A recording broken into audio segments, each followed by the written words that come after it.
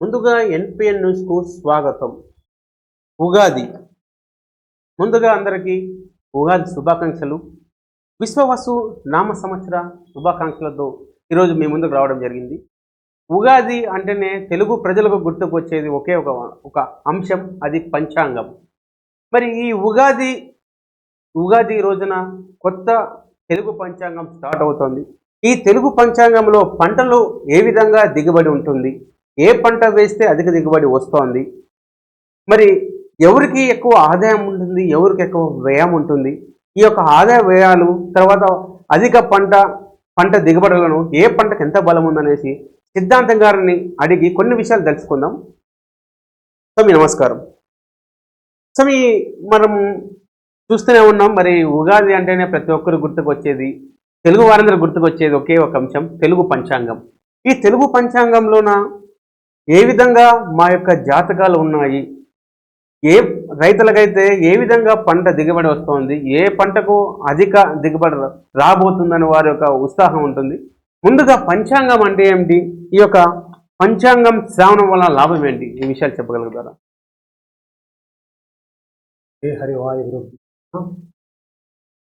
विधेश्रयवाप्नोति वारादायुष्यवर्धनम् क्षत्रात् धरते पापं योगात् रोगनिवारणं ऋणात्कारसिद्धि పంచాంగం ఫలోత్తమం. పంచాంగం అంటే మనం సాధారణంగా అంగాలు అంటాం మన శరీరానికి, కానీ పంచ అంగము అని. మొదటిది తిథి, అంటే ఆ రోజు పాడ్యమి, విద్య, తదియ ఇటువంటిది తిథి అంటారు. దీనివల్ల ఏమంటే మన శ్రేయస్సు ఎక్కువగా లాభకరంగా ఉంటుందన్నమాట. ఇది తిథి గురించి తెలుసుకోవాలి. వారం అనేది ఆయుష్యాన్ని ఇంక్రీజ్ చేస్తుంది. ఉదాహరణకు రవి, సూర్యుడు తేజస్సు అన్నమాట. రవివారం తేజస్సుకి ఎక్కువగా ప్రిఫరెన్స్. అలాగనే నక్షత్రం, దీనివల్ల మన పాపాలన్నీ కూడా హరించిపోతాయి. యోగము, చాలా యోగాలు ఉంటాయి. అందులో ఈ యోగాల గురించి తెలుసుకుంటే రోగ నివారణం అంటారు. కొన్ని రుగ్మతలన్నీ కూడా వెళతాయి. కరణము అంటారు. కరణం అంటే కార్యసిద్ధి. మనకు కార్యసిద్ధి జరగాలంటే ఆ రోజు కరణం ఏముంది అని తెలుసుకోవాలి. దీన్నే పంచాంగాలు అంటారన్నమాట. ఇప్పుడు మనకు ప్రారంభమయ్యేది చాంద్రమానము అంటారన్నమాట. అంటే చైత్రమాసం, కొత్త సంవత్సరం, కొత్త నెల, పాడ్యం అంటే ఫస్ట్ డే నుంచి స్టార్ట్ అవుతుంది. వసంత ఋతువు కూడా కొత్తగా ఉంటుందన్నమాట. సో ఇవన్నీ కలిపి పంచాంగాలు అంటారనమాట. మనకి ఏదైనా కార్యక్రమం సక్రమంగా జరగాలి అంటే పంచాంగాలను తెలుసుకుని ముందుకు వెళ్ళే వాడికి శ్రేయస్సు ఉంటుంది అని ఉంటుంది. అందుకు ఈ పంచాంగాలను అనుసరించాలి అనేది. ఇప్పుడు పంచాంగాలు ఎప్పటి నుంచి ఉన్నాయి, వాటి విశేషాలు తెలియజేయగలుగుతారు? తప్పకుండా. ఈ పంచాంగాలు ఇప్పటివి కాదు, అనాది కాలం నుంచి వచ్చినటువంటి అన్నమాట. ఉదాహరణకు మనకు వెనకటికి త్రేతాయుగము అని ఉండేది, కృతయుగము ఉండేది, ద్వాపరయుగము ఉండేది, కలియుగం ఉండేది. ఒక్కొక్క యుగానికి ఇంత ప్రమాణం ఉండేది అన్నమాట. మనం చూస్తూ ఉంటాం, చతుర్ముఖ బ్రహ్మ అనే 4 తలలు ఉంటాయి అతని ఆయుష్ ఏ కంప్యూటర్లో కూడా బహుశా దొరకకపోవచ్చు మన లౌకికంగా తీసుకుంటే. ఉదాహరణకు కృతయుగానికి 17,28,000 సంవత్సరాలు, త్రేతాయుగానికి 12,96,000 సంవత్సరాలు, ద్వాపర యుగానికి 8,84,000 సంవత్సరాలు, కలియుగానికి 4,32,000 సంవత్సరాలు. ఇప్పుడు ఇంకా కలియుగం కంప్లీట్ జస్ట్ 5,000 ఇయర్స్ మాత్రమే అయిందన్నమాట.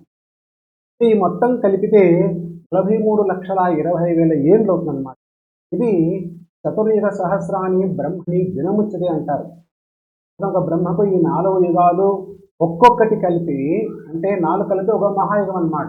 ఇటువంటి 1000 కలిపితే ఒక పగలు, అటువంటి 1000 కలిపితే రాత్రి, ఒక రోజు అన్నమాట. అంటే 86,40,000 ఏండ్లు ఈ మానవ లోకానికి సంబంధించి ఎంత ఉంటుందో అంత చతుర్ముఖకు ఒక్కరోజు. ఇటువంటివి వారము, నెల, 3 సంవత్సరాలు ఆయన ఆయుష్ క్యాలిక్యులేట్ చేస్తాం. అప్పటి నుంచి కూడా మనం సంకల్పంలో వేదవరాహ కల్పే అంటాం. ద్వితీయ పరార్థి అంటే బ్రహ్మకు ఇప్పుడు 50 సంవత్సరాలు గడిచిపోయినాయి. రెండవ 50 సంవత్సరంలో ఫస్ట్ డే అన్నమాట. దీన్నంతా కూడా మనం తెలుసుకుంటే ఆయుష్ పెరుగుతుంది అని శాస్త్రం. కనుక ఈ పంచాంగాలు ఈ రోజు నుంచి ఉండేవి కాదు. కృతయుగంలో ద్వాపరయుగంలో మనం చూస్తాం విజయదశమి అని. అప్పటి నుంచి కూడా ఉన్నాయి. విజయదశమి రోజు అర్జునుడు ఆయుధాలను తీసుకొచ్చి యుద్ధానికి వెళ్ళినాడు. దశమినే దాన్ని సెలెక్ట్ చేసుకున్నారు అన్నమాట. అంటే ఈ పంచాంగాలు కేవలం ఈ యుగంలో కాదు, ఆది కాలం నుంచి వస్తున్నాయని వాటిని ఫాలో చేస్తే మనకు బాగుంటుంది. ఈ సంవత్సరంలో రాజు ఎవరు, మంత్రి ఎవరు, మరి సైనికులు ఎవరు మనం చెప్పగలుగుతారు? తప్పకుండా అది ప్రతి సంవత్సరము కూడా ఒక్కొక్క సంవత్సరానికి ఒక్కొక్క రాజు, ఒక మంత్రి, సేనాధిపతి ఇట్లా ఉంటారన్నమాట.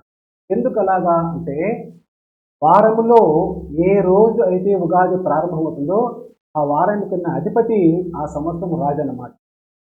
ఈ సంవత్సరం మనకు ఆదివారం వచ్చింది కనుక సూర్యుడు రాజు అన్నమాట, చంద్రుడు సేనాధిపతి, మంత్రి. అంటే ఆ సూర్య భగవానుడు ఏం చేస్తాడంటే మిగతా వాళ్ళకంతా కూడా ఒక్కొక్కరికి ఒక్కొక్క పని అప్పచెప్తాడు. పంట రసాధిపతి, నీరసాధిపతి ఒకరు, ధర్మాధిపతి ఒకరు, ఇట్లా పెడతారు.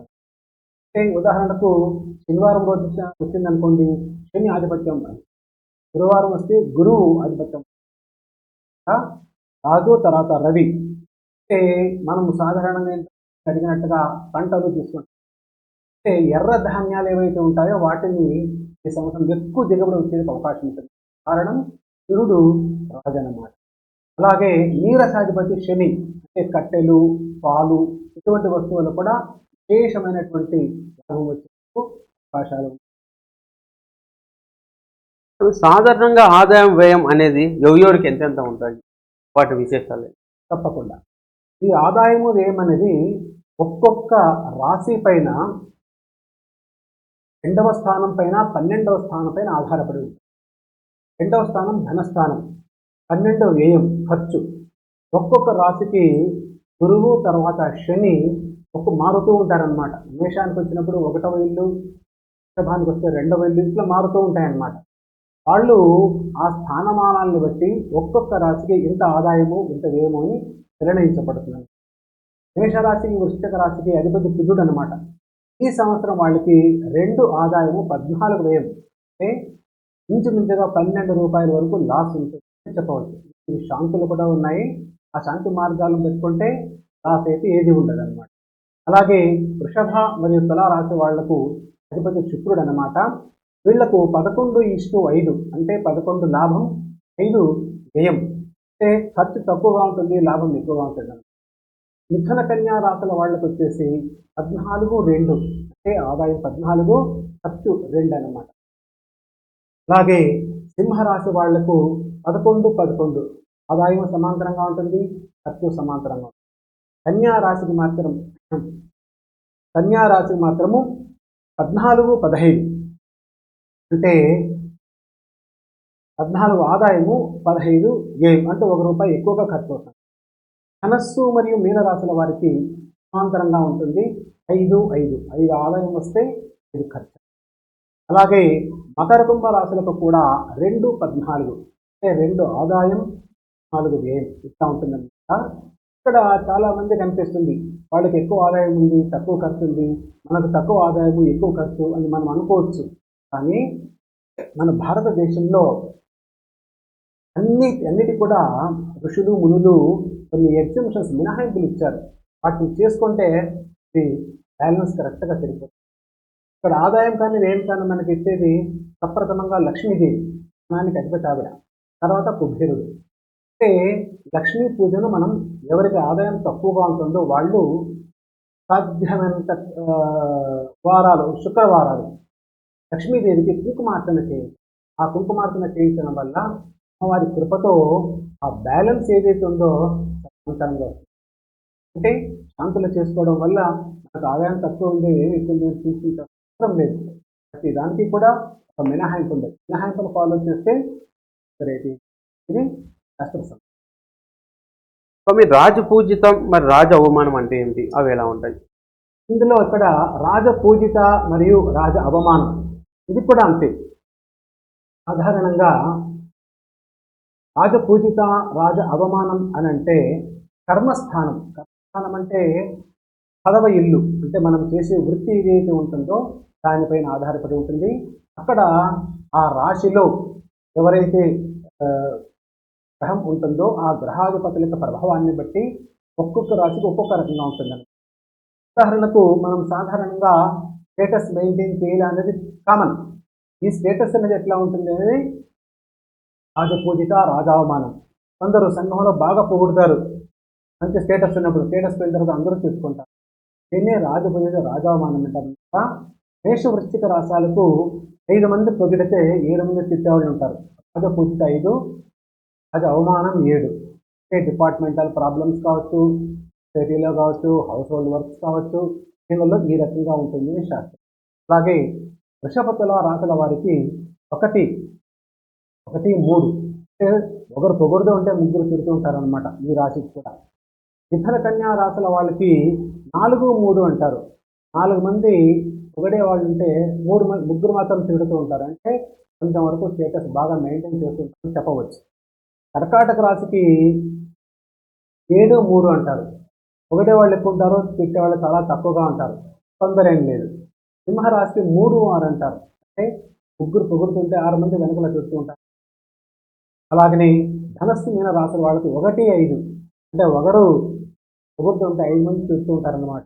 మకర కుంభ రాశుల వారికి 7, 5 దీనికి అధిపతి శని, 7 మంది పొగుడుతుంటే 5 మంది చూస్తూ ఉంటారన్నమాట. మరి ఇట్లా ఉన్నప్పుడు ఒక డిపార్ట్మెంటల్గా కానీ, స్పెసిఫిక్గా కానీ, శారీరకంగా కానీ, ఇంట్లో ఉన్న సమస్యలు కానీ మీరు తీరాలి అంటే ఏం చేయాలి అంటే, రాజావమానం ఎక్కువగా ఉండే వాళ్ళకి ఏం చేస్తారంటే ప్రతి ఆదివారము కూడా కొన్ని శాస్త్రాలు ఈ రకంగా చెప్పబడింది. 21 ఆదివారాలు సూర్యుని ప్రార్థన చేయాలి. సూర్య నమస్కారాలు కానీ, సూర్య ప్రార్థన కానీ చేస్తే అది ఎక్కడైతే తక్కువగా ఉంటుందో అది మళ్ళీ ఒక లెవెల్కి వస్తుంది. అంటే రాజావమానం తగ్గి అది కొంచెం ఎక్కువగా ఉంటుంది చెప్పబడింది. ఈ ప్రకారంగానే మనం అడ్జస్ట్ చేస్తే తొందర లేదు.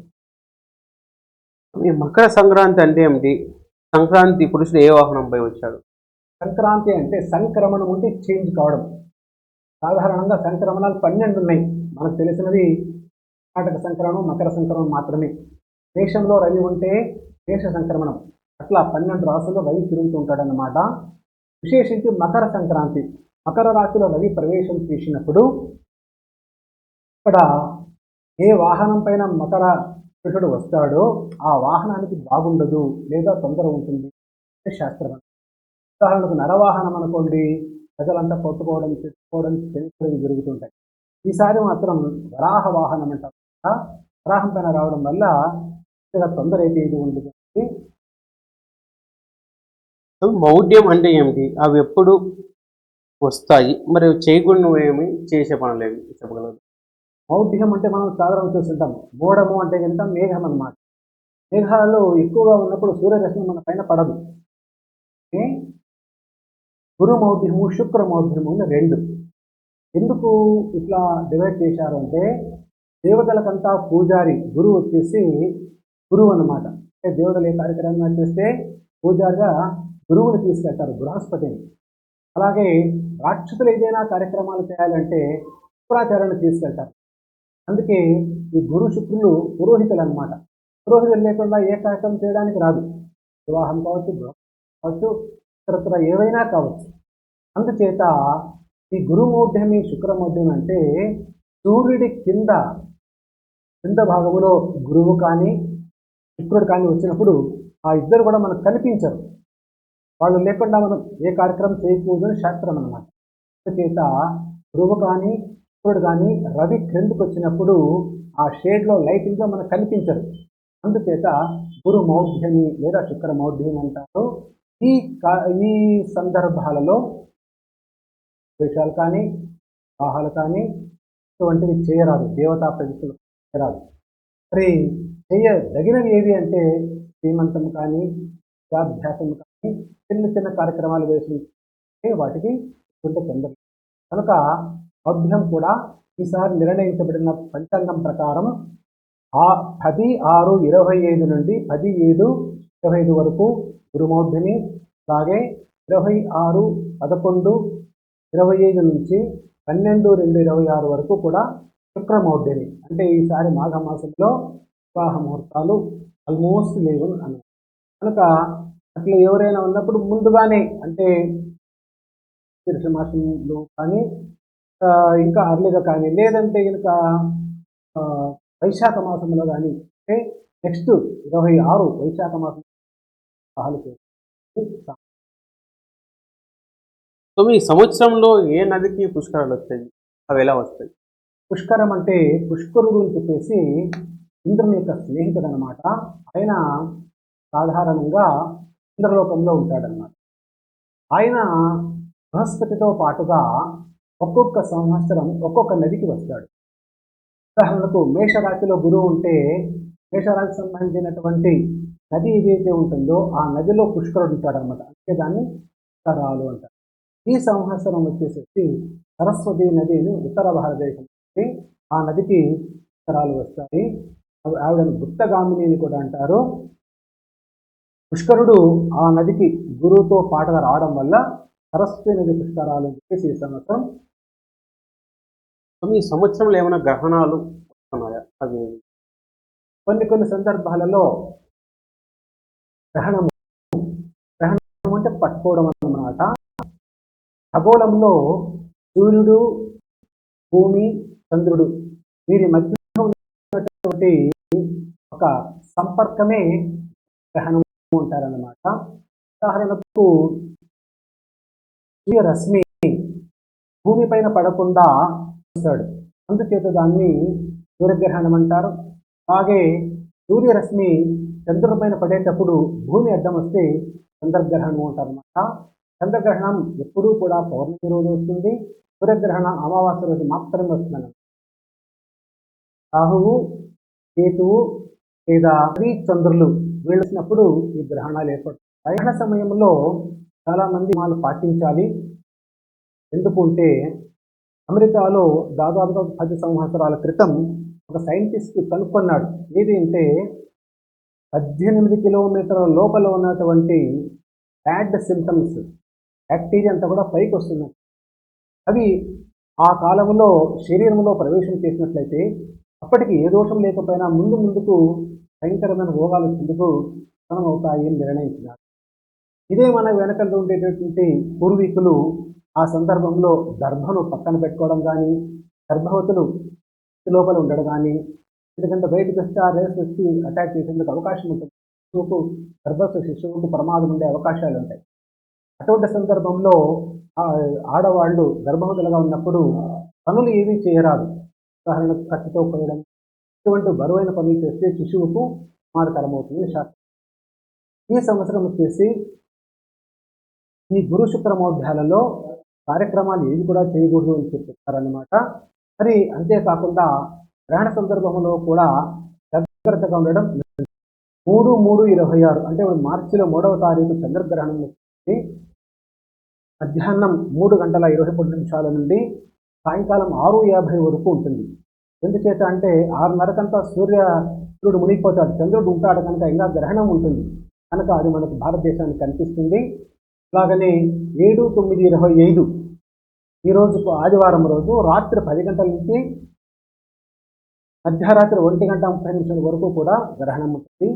గ్రహణాన్ని ఆచరించడం వల్ల శుభ ఫలితాలు కలుగుతాయి, ఆరోగ్యం బాగుంటుంది. అందులో అన్ని నీళ్ళల్లోనూ కూడా గంగాది సకల దేవతలు ఉంటారన్నమాట. బ్రాహ్మణులలో వ్యాస మహర్షి సన్నిహితుడై ఉంటాడు. ఆ సందర్భంలో దానాలు ధర్మాలు చేయడం వల్ల కూడా పుణ్యం విశేషంగా వస్తుంది, దోషం పోతుంది. రాశి ఫలాల్లో ఏ రాశి వాళ్ళకి శుభం, ఏ రాశి వాళ్ళకి లాభం ఉన్నాయి? రాశి ఫలితాంశాలు తీసుకుంటే చాలామందికి ఈ సంవత్సరం ఎట్లా ఉంటుంది అని అడుగుతుంటారన్నమాట.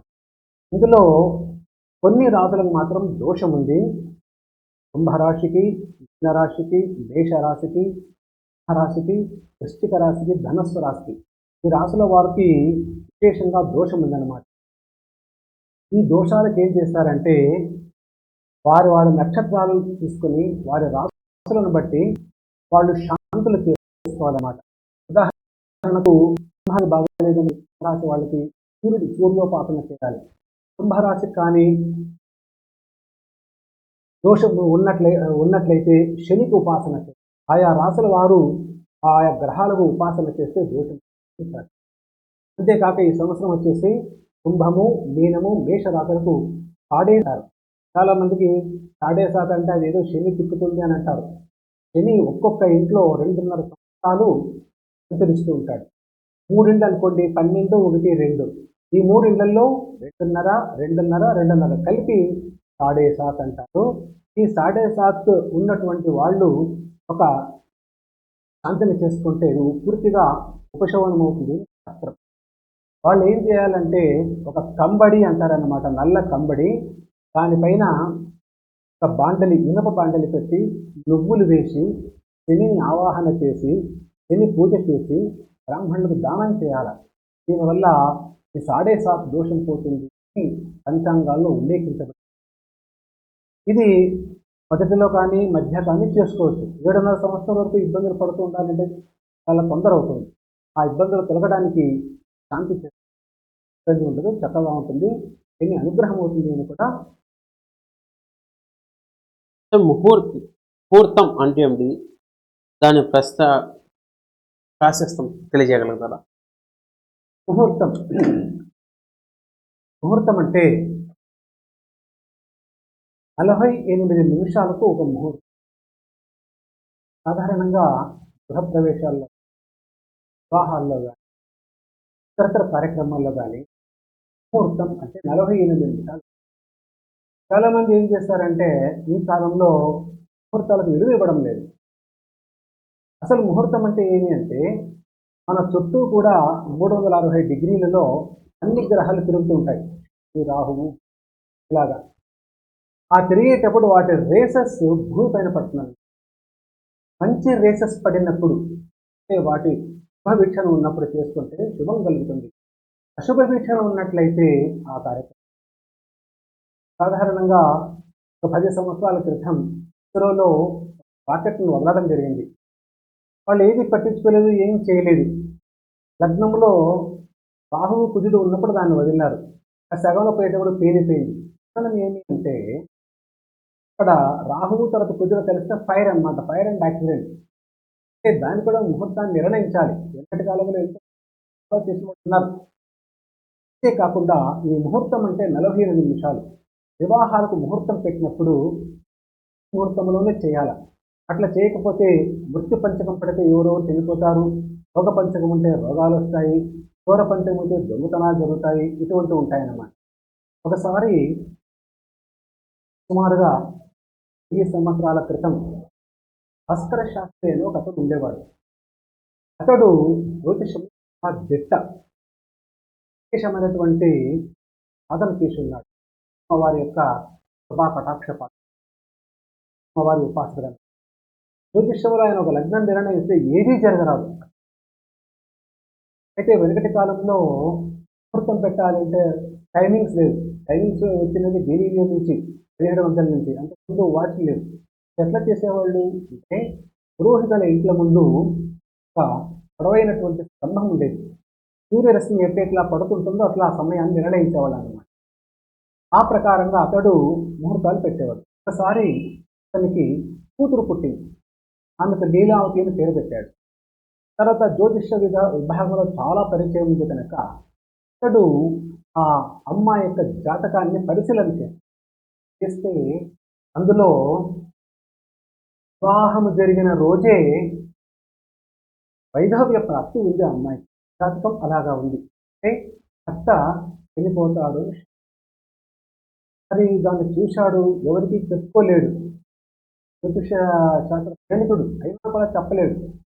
సరే చూద్దాం అని చెప్పేసి కొంతకాలం ఆగినాడు. వెనకటి కాలంలో అక్షరసాత్ భవేత్ కన్య అనే అంటే 8 ఏళ్ళకే బాల్య వివాహాలు చేశారు. అమ్మాయికి 7 సంవత్సరాలు వచ్చిన తర్వాత మంచి పిల్లవాడిని వెతకడానికి ప్రారంభించాడు. మంచి ముహూర్తం తీసుకున్నాడు. ఒక ముహూర్తాన్ని పెట్టినాడు. ఈ ముహూర్తంలో కనుక వివాహం చేసినట్లయితే ఎటువంటి మృత్యు దోషాలు లేవు అని నిర్ణయించుకున్నాడు. అయితే ముహూర్తాన్ని కరెక్ట్గా జీలకర్ర బెల్లం పెట్టాలి. దీన్ని నిర్ణయించి ఒక వారం ముందుగా ఆయన ఒక ప్రాక్టీస్ చేసినాడు. కరెక్ట్ టైంలో జీలకర్ర బెల్లం పెట్టాడు. ఏం చేశాడు అంటే ఒక వెడల్పైన గిన్నెలో నీళ్లు ఎక్కువగా వేసి అందులో ఒక చిన్న వెండి గిన్నెను తయారు చేయించారు. వెండి గిన్నె. ఆ గిన్నెకు చిన్న రంధ్రం, వెంట కన్నా చిన్నగా ఉన్న ఒక రంధ్రం పెట్టించారు. అది నీళ్ళలో పెడితే అది నిండడానికి 48 నిమిషాలు పడుతుంది. ఇట్లా అరేంజ్ చేస్తున్నాడు. మరి ఆ నీళ్లు చిక్కగా ఉంటే ఆలస్యం అయిపోతుంది, అతి పెద్దగా ఉంటే తొందరగా మునిగిపోతుంది. దానికి కొన్ని రసాయనాలు కలిపి దాన్ని పెట్టినప్పుడు 45 నిమిషాలకు నిండాలి. ఇట్లా తయారు చేస్తుంది. వివాహం రోజు వచ్చింది. ఆ రోజు అమ్మాయికి పిలిచి, లీలావతికి పిలిచి, "అమ్మా, ఇందులో ఈ గదిలో కొన్ని నీళ్లు వేసి అక్కడ గిన్నె పెట్టాను, గిన్నె నిండిన వెంటనే నువ్వు వచ్చేసేయి, ఆలస్యం చేయొద్దు" అని చెప్పాడు. ఇంతకు ముందుగానే గణపతి పూజ, గౌరీ పూజ అన్నీ చేసేసినారు. అమ్మాయి రావాలి, జీలకర్ర బెల్లం పెట్టాలి, దానికోసం వెయిట్ చేస్తున్నారు. అమ్మాయికే బాధ్యత ఇచ్చేసి, మరి ఆ అమ్మాయి ఎందుకంటే అలంకరణ చేస్తుంటారు, పూలు అన్నీ ఎక్కువగా వేసి ఉంటారు. ఆ అమ్మాయి ఒకసారి వెళ్ళేది, చూసేది, ఇంకా నిండలేదు అని. ఇంతలో ఎవరో స్నేహితులు వస్తే వాళ్ళ దగ్గరికి వెళ్ళేది, మాట్లాడేది. ఇట్లా 10-15 సార్లు చేస్తుంది. ఎంతసేపటికి కూడా గిన్నె నిండడం లేదు. చిట్ట చివరికి గిన్నె నిండింది. ఆ గిన్నె కాస్త కిందికి వెళ్ళిపోయింది. చూసింది, గిన్నె నిండింది కదా అని చెప్పేసేసి తండ్రి దగ్గరకు వచ్చింది. "నాన్న, ఇప్పుడే నిండింది." వెంటనే ముహూర్తం, జీలకర్ర బెల్లం పెట్టేశారు, తాళిబొట్టు అన్ని తతంగాలు అయిపోయినాయి. ఒక గంట తర్వాత ఆ అబ్బాయి పెద్ద కొడుకు ఇంట్లో వెనకల పెరట్లో పోయి దుస్తులు మార్చుకోవాలని చెప్పేసి వచ్చాడు. అక్కడ చెట్లు చేమలు ఎక్కువగా ఉండడం వల్ల ఆ కృష్ణ సర్పము కాచుకొని తనకి కాటు వేస్తుంది. క్షణాల్లో వార్త ఊరంతా. ఇంత చేసినా కూడా ఎందుకు ఎట్లయింది అని చెప్పేసి భాస్కర ఆలోచన చేసి అమ్మాయిని అడుగుతాడు. "కదమ్మా, నిండిని సరిగ్గా చూసినావా? ఎందుకు ఇట్లా వచ్చినావు?" చెప్తే ఆమె నుంచి "నేను సరిగా చూశాను, ఎంతసేపటికి నిండలేదు" అని. ఆయన ఎక్కడికి వెళ్ళాడు. వెళ్ళి చూస్తే గిన్నె నీటిలో మునిగి ఉంది. దాన్ని నిదానంగా పైకి తీసినాడు. తీస్తే నీళ్ళన్నీ కిందికి వెళ్ళిపోయినాయి. తెల్లటి గిన్నె, నీళ్లు తెల్లగా ఉన్నాయి.